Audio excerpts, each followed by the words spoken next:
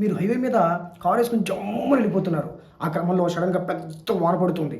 మరి ఈ వాన పడే క్రమంలో పొరపాటున ఒక పిడుగనేది మన కారు మీద పడితే, కారు లోపల ఉన్నటువంటి వ్యక్తులకి ఏమైనా జరుగుతుందా? అంటే ఇది ఒక గాషియన్ సర్ఫేస్ కింద ఏర్పడుతుంది. గాషియన్ సర్ఫేస్ మీద ఎలక్ట్రిక్ ఫీల్డ్ ఇంటెన్సిటీ అనేది సర్ఫేస్ మీద మాత్రమే ఉంటుంది తప్ప లోపల ఉన్నటువంటి వ్యక్తులకి ఏమీ అవ్వదు. సో మరి ఈ ఎగ్జాంపుల్ని ఉపయోగించుకుని గాస్ లాని మనము ప్రూవ్ చేద్దాము రండి. ఇప్పుడు మనము గాస్ లానే నేర్చుకుందాము. ఇంతకుముందు మనం నేర్చుకున్నటువంటి రియల్ లైఫ్ ఎగ్జాంపుల్ని ఉపయోగించుకొని ఈ గాస్ లాని ప్రూవ్ చేద్దాము. సో మనకి ఐపీఈ 12th క్లాస్కి సంబంధించి 4 మార్క్స్ క్వశ్చన్స్ సిరీస్లో భాగంగా మనం ఈ గాస్ లాని నేర్చుకుంటున్నాము. State Gauss law in electrostatic and prove that. Gauss law అంటే ఏంటి, దాన్ని డెరివేషన్ రూపంలో ప్రూవ్ చేయండి అని అడుగుతున్నారు. గాస్ లా అంటే సింపుల్గా total electric flux in enclosed surface is 1/ε0 of a ఛార్జ్గా చెప్తారనమాట.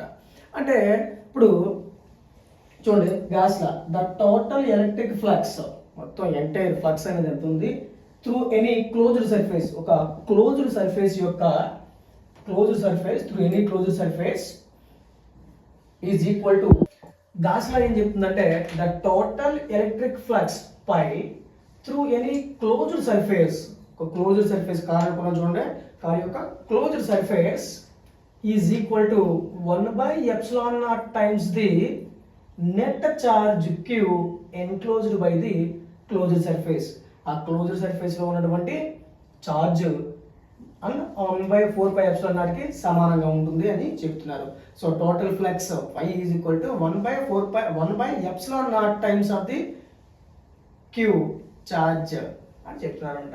దీన్ని ఏం చేద్దామయ్యా అంటే సింపుల్గా మనము ఒక క్లోజ్డ్ సర్ఫేస్ తీసుకుంటాము. ఆ క్లోజ్డ్ సర్ఫేస్లో ఒక ఛార్జ్, పాజిటివ్ ఛార్జ్ అనేది లోపల మిడ్ పాయింట్లో ఉందని అనుకుంటాము. దాని యొక్క డిస్టెన్స్ ఆర్ అనే డిస్టెన్స్లో ఉందని చెప్పేసి అనుకుంటాము. అయితే పాజిటివ్ ఛార్జ్ వల్ల electric field intensity always away ఉంటుంది కాబట్టి ఈ ఎలక్ట్రిక్ ఫీల్డ్ అనేది ఎవే ఉంటుంది. అది ఇక్కడ మనం చూద్దామండి. ఇది ఒక క్లోజ్డ్ సర్ఫేస్. ఏంటంటే ఇది ఒక క్లోజ్డ్ సర్ఫేస్ తీసుకున్నాము. ఇందులో ఆరిజిన్ దగ్గర పాజిటివ్ ఛార్జ్ని ప్లేస్ చేశాను. ఆరిజిన్ దగ్గర పాజిటివ్ ఛార్జ్ని ప్లేస్ చేశాను. ఎంత డిస్టెన్స్, ఆర్ అనే డిస్టెన్స్లో ఉంది. మనకి ఈ పాజిటివ్ ఛార్జ్ వల్ల ఎలక్ట్రిక్ ఫీల్డ్ ఇంటెన్సిటీ ఆల్వేస్ ఏవే ఉంటుంది. సో ఎలక్ట్రిక్ ఫీల్డ్ ఇంటెన్సిటీ ఏవేగా తీసుకున్నాము. ఇక్కడ పి అనే ఒక పాయింట్ని, ఈ సర్ఫేస్ మీద పి అనే ఒక పాయింట్ని తీసుకున్నాము. ఈ పాయింట్ దగ్గర ఒక చిన్న ఎలిమెంటల్ ఏరియా డిఏ తీసుకున్నాను. Very simple. ఒక గాషియన్ సర్ఫేస్ తీసుకున్నాను. ఈ సర్ఫేస్ లోపల ఒక పాజిటివ్ ఛార్జ్ని ప్లేస్ చేశాను. ఆర్ అనే డిస్టెన్స్ ఉంచాను. ఇక్కడ నుంచి ఎలక్ట్రిక్ ఫీల్డ్ ఇంటెన్సిటీ అనేది ఏవే ఉంటుంది. ఒక చిన్న ఎలిమెంటల్ ఏరియా తీసుకున్నాను. మనం అనుకున్నాం కదండి, కార్ అనమాట. ఏంటిది, ఇది కార్ అంటే క్లోజ్డ్ సర్ఫేస్లో ఉంది. క్లోజ్డ్ సర్ఫేస్లో ఛార్జ్ అంటే మనం ఉన్నట్టు అనమాట. దీని మీద ఎలక్ట్రిక్ ఫీల్డ్ ఇంటెన్సిటీ పైకి ఇలాగా ఏవే ఉంటుంది అనమాట.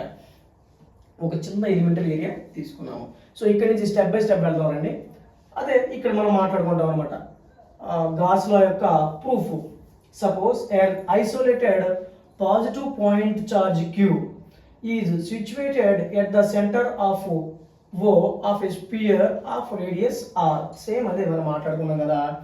Suppose an isolated positive test charge Q, positive test charge Q అనేది ఐసోలేటెడ్లో ఉన్నటువంటి దాన్ని సిచ్యువేటెడ్ ఎట్ ద సెంటర్ దగ్గర ప్లేస్ చేసాము. సెంటర్ ఏంటి, ఓ అనే సెంటర్ దగ్గర ఆఫ్ ఏ స్పియర్లో అనమాట. ఆఫ్ రేడియస్ ఆర్, స్పియర్ యొక్క రేడియస్ ఆర్లో, స్పియర్ అనేది ఉంది, దాని యొక్క radius are.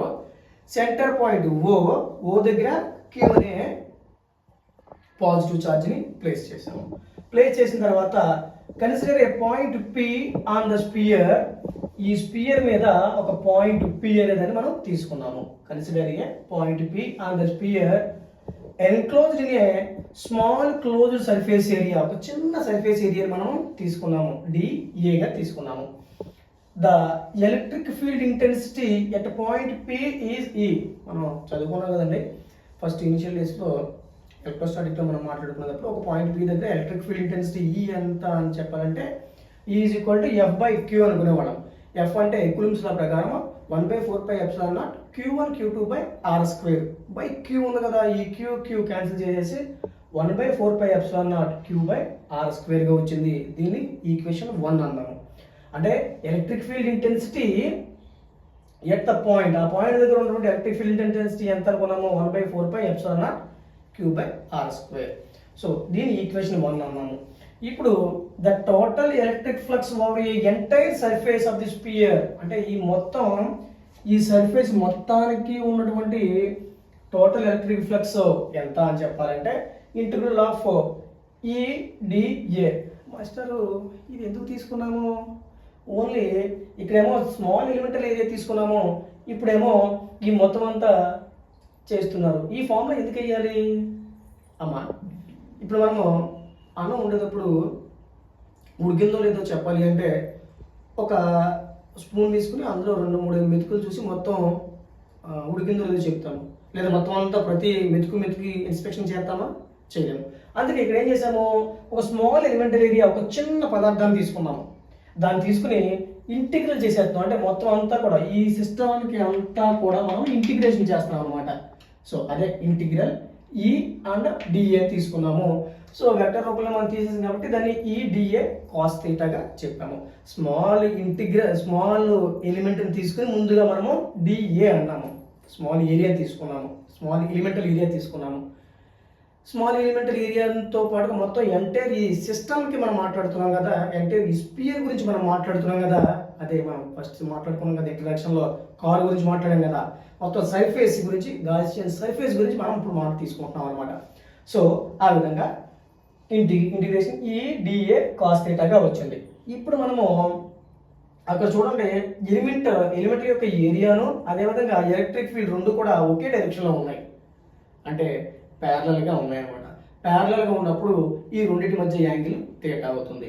So cos, so అంతే కదా, E and DA are in ప్యారలల్గా ఉన్నాయి. ప్యారలల్గా ఉండగా వాటి మధ్య యాంగిల్ అనేది 0, ఏం లేదు, సేమ్గా వెళ్ళిపోతున్నాయి, యాంగిల్ 0.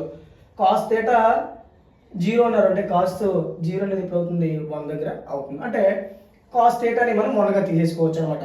అదే చేస్తాను. ఫ్లక్స్ అంటే ఫ్లక్స్ ఈక్వల్ టు ఇంటిగ్రల్ EdAగా తీసుకున్నాము, అక్కడ ఉన్నదాన్ని ఇలా రాసాము. మనం ఏం చేస్తామంటే ఎలక్ట్రిక్ ఫీల్డ్ ఇంటెన్సిటీని బయటకు తెచ్చేసి ఈ ఎలిమెంటల్ ఏరియా ఉంది కదా, దీన్ని తీసుకున్నాం అనమాట. సో ఇది ఏగా మారుతుంది అనమాట. ఇంటిగ్రేషన్ ఆఫ్ DA అంటే ఏగా వచ్చింది కాబట్టి ఇప్పుడు స్పియర్ యొక్క సర్ఫేస్ ఏరియా ఏమవుతుంది, 4πr². దాని ఫార్ములా ఏరియా మొత్తం ఆ సిస్టమ్ యొక్క స్పియర్ యొక్క ఏరియా సర్ఫేస్ ఏరియా ఏమవుతుంది, 4πr². ఈ ఏరియా బదులు 4πr² వేసాను. దీన్ని ఈక్వేషన్ 2గా రాసాం. అంటే ఏం లేదు, ఏ ప్లేస్లో ఏరియా ఫార్ములాని సబ్స్టిట్యూట్ చేసాం, ఇక్కడికి 2 వచ్చింది. ఫ్రమ్ ది ఈక్వేషన్ 1 అండ్ 2 ప్రకారం మనం ఏం చేద్దామంటే సింపుల్గాను టోటల్ ఫ్లక్స్, ఈ సిస్టమ్ యొక్క total flux is equal to 1/4πε0 Qr². ఇది రాశాను ఇంటూ ఇది ఏంటిది, ఇది ఈ ప్లేస్లో ఇది రాశాను, ఈ ప్లేస్లో 1/4πε0 Q/r². ఇది తీసుకున్నాం. ఇదంతా కూడా ఏంటండి ఈ వాల్యూ అనమాట, ఈ వాల్యూ సబ్స్టిట్యూట్ చేశాను. ఇది ఏరియా 4πr². ఇక్కడ గమనించండి, 4π క్యాన్సిల్ చేసేసాము, r² క్యాన్సిల్ చేసేసాం. ఇంకేం మిగిలింది, Q/ε0. Q/ε0. దీన్ని మనకి డెఫినేషన్ ఉంది కదా, డెఫినేషన్ ప్రకారం రీఅరేంజ్ చేస్తాము. 1/ε0 times the Q test charge. So hence Gauss law is proved. Gauss law ఏం చెప్తుంది, the total flux in an enclosed surface is 1/ε0 times of the charge enclosed in the system అని చెప్తుంది. అదే Gauss law. So ఇలాంటి మరిన్ని real life ఎగ్జాంపుల్స్తో ఐపీఈకి సంబంధించినటువంటి 4 marks కోసం మన ఛానల్ని లైక్ చేయండి, కామెంట్ చేయండి, షేర్ చేయండి and subscribe our channel. Thank you.